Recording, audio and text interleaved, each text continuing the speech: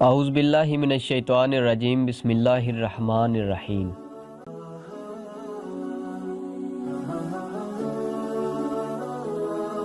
ناظرین، آج کی ویڈیو میں ہم بات کریں گے کہ قبلہ اول بیت المقدس شریف کی تعمیر کیسے ہوئی۔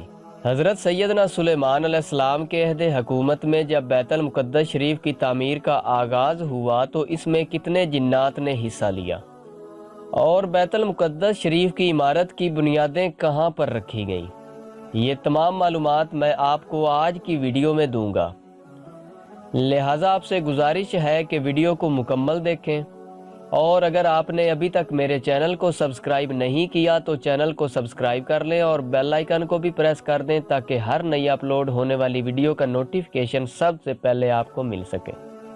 بیت المقدس وہ سرزمین ہے جس کو یہ اعزاز حاصل ہے کہ حضرت زکریا علیہ السلام جیسے جلیل القدر نبی نے پاک دامن بی بی حضرت سیدہ مریم علیہ السلام کی کفالت یہی کی تھی۔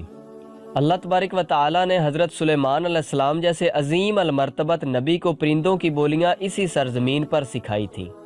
یہی وہ دھرتی ہے جس پر کھڑے ہو کر حضرت سلیمان علیہ السلام نے اللہ تبارک و تعالی کی بارگاہ میں یہ عرض کیا تھا کہ انہیں ایسی بادشاہی عطا فرما دیں جو میرے بعد آنے والے کسی انسان کو نہ ملے۔ چنانچہ اللہ تبارک و تعالی نے ان کی التجا اور تمنا پر انہیں ایسی ہی بادشاہی کے خلعت سے نوازا تھا۔ روایات میں جس مچھلی کے بارے میں آتا ہے کہ اس کی پشت پر زمین کو رکھا گیا ہے، اس کا سر سورج طلوع ہونے کی جگہ کے ساتھ لگتا ہے اور اس کی دم سورج غروب ہونے کی جگہ پر لگتی ہے۔ اس مچھلی کا درمیانی حصہ اسی بیت المقدس شریف کے نیچے ہے، اور جس شخص کو یہ بات اچھی لگے کہ وہ جنت کے باغوں میں سے کسی باغ میں چلے پھرے تو اسے چاہیے کہ صخرہ بیت المقدس میں چلے۔ سرزمین بیت المقدس ہی وہ جگہ ہے جہاں اللہ تبارک و تعالی نے داؤدی سلطنت کو مضبوط کیا تھا۔ یہی وہ دھرتی ہے جہاں پر اللہ تبارک و تعالی نے اپنی قدرت کاملہ سے داؤد علیہ السلام کے لیے لوہے کو نرم کر دیا تھا۔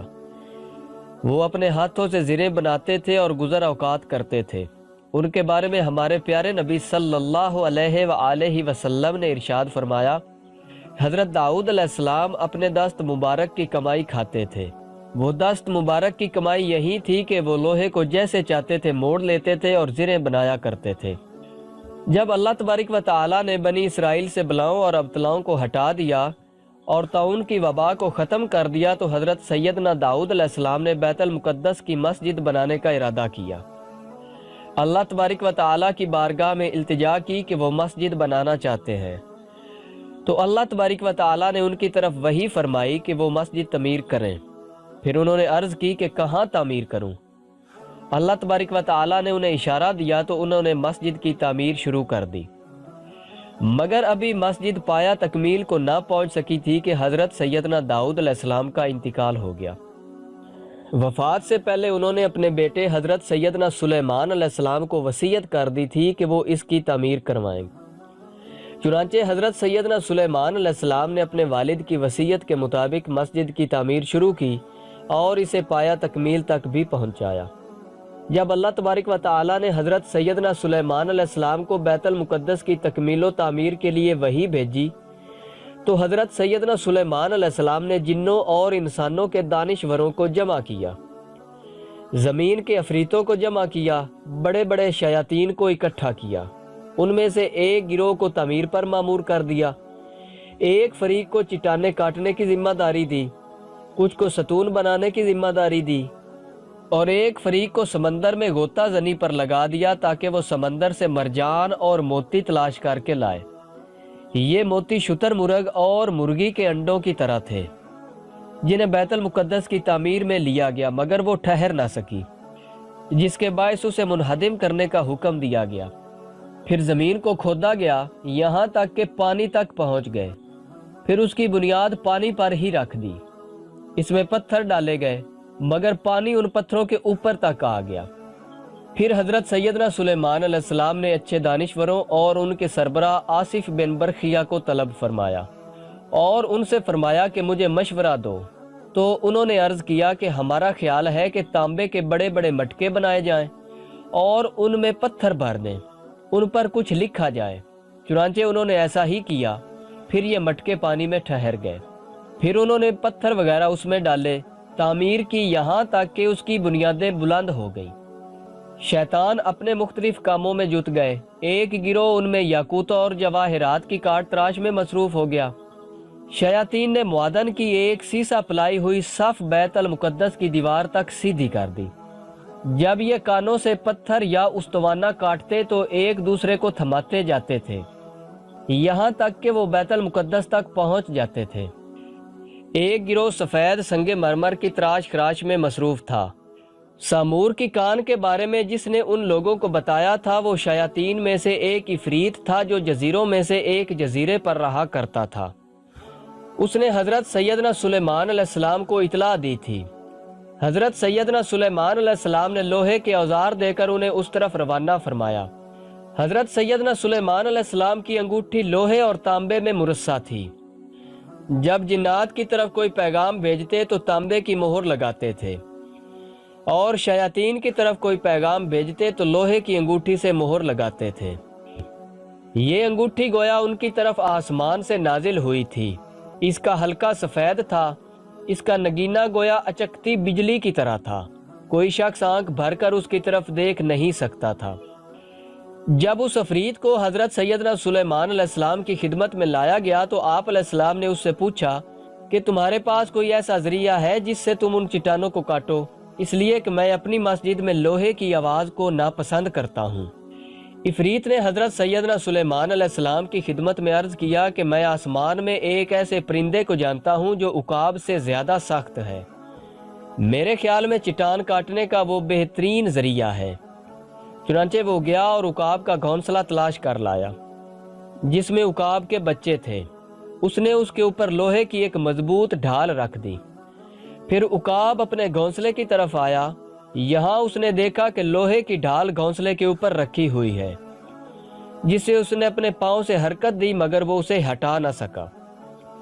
چنانچہ وہ آسمان میں ایک دن اور ایک رات حلقہ بنائے ٹھہرا رہا۔ پھر جب واپس آیا تو اس کے ساتھ سامور کا ٹکڑا تھا۔ اس کے بعد شیاطین الگ الگ ہو گئے، یہاں تک کہ انہوں نے وہ اس سے لے لیا اور اسے حضرت سیدنا سلیمان علیہ السلام کے پاس لائے، اور وہ سامور کی اس لکڑی سے بڑی بڑی چٹانیں کاٹا کرتے تھے۔ حضرت وہاب فرماتے ہیں کہ جب حضرت سیدنا سلیمان علیہ السلام نے بیت المقدس کی تعمیر کا ارادہ فرمایا تو انہوں نے شیاطین سے فرمایا کہ اللہ تبارک و تعالیٰ نے مجھے ایک ایسے گھر کی تعمیر کا حکم دیا ہے جس میں کوئی چیز لوہے سے نہ کاٹی جائے۔ انہوں نے عرض کیا کہ اس کام پر تو صرف ایک شیطان قدرت رکھتا ہے جو سمندر میں رہتا ہے، اس کا ایک گھاٹ ہے جس پر وہ آتا ہے۔ آپ نے فرمایا کہ اس کے گھاٹ کی طرف چلو، اس کا پانی نکال دو، اس کی جگہ شراب ڈالو۔ چنانچہ انہوں نے ایسا ہی کیا۔ پھر یہ شیطان پانی پینے کے لیے آیا تو وہاں بدبو پائی۔ اس نے کہا یہ برا ہے، اور اس نے نہیں پیا۔ جب اس کی پیاس سخت ہو گئی تو وہ گھاٹ پر آیا اور اس نے شراب پی لی۔ جب وہ راستے میں تھا تو اسے ایک آدمی لہسن پیاز بیچتے دکھائی دیا۔ اس پر وہ ہنسا۔ پھر ایک عورت گزر رہی تھی جو لوگوں کے ساتھ کہانت کرتی تھی، اسے دیکھ کر بھی وہ شیطان ہنسنے لگا۔ جب وہ حضرت سیدنا سلیمان علیہ السلام کے پاس پہنچا تو انہیں اس کے ہنسنے کی اطلاع دی گئی۔ آپ نے اس سے پوچھا تو اس نے کہا میں ایک ایسے آدمی کے پاس سے گزرا جو دوا بیچ رہا تھا، اور ایک عورت کے پاس سے گزرا جو کہانت کرتی تھی، جبکہ اس کے نیچے خزانہ تھا جس کے بارے میں اسے پتہ نہیں تھا۔ بیت المقدس کی تعمیر کرنے والوں کے بارے میں تاریخ کی کتابوں میں لکھا ہے کہ 30,000 مرد تھے، ان میں سے 10,000 کی ذمہ داری گھاس کاٹنے کی تھی۔ پتھر توڑنے والوں کی تعداد 70,000 تھی۔ صرف کام کی نگرانی کرنے والوں کی تعداد 300 تھی۔ جب بیت المقدس شریف تعمیر ہو گیا تو اس کو سونے اور چاندی، موتی، یاقوت اور مختلف انواع مرجان سے مزین کیا گیا تھا۔ جواہرات کی بھی کئی اقسام اس کی چھت، اس کے فرش، اس کے دروازوں، دیواروں اور کواڑوں میں استعمال کی گئی تھی۔ اس جیسی خوبصورتی کبھی دیکھی نہیں گئی تھی۔ اس کی چھتوں میں عود ڈالی گئی تھی۔ حضرت سیدنا موسیٰ علیہ السلام اور حضرت ہارون علیہ السلام کا تابوت بھی اسی مسجد میں رکھا گیا تھا۔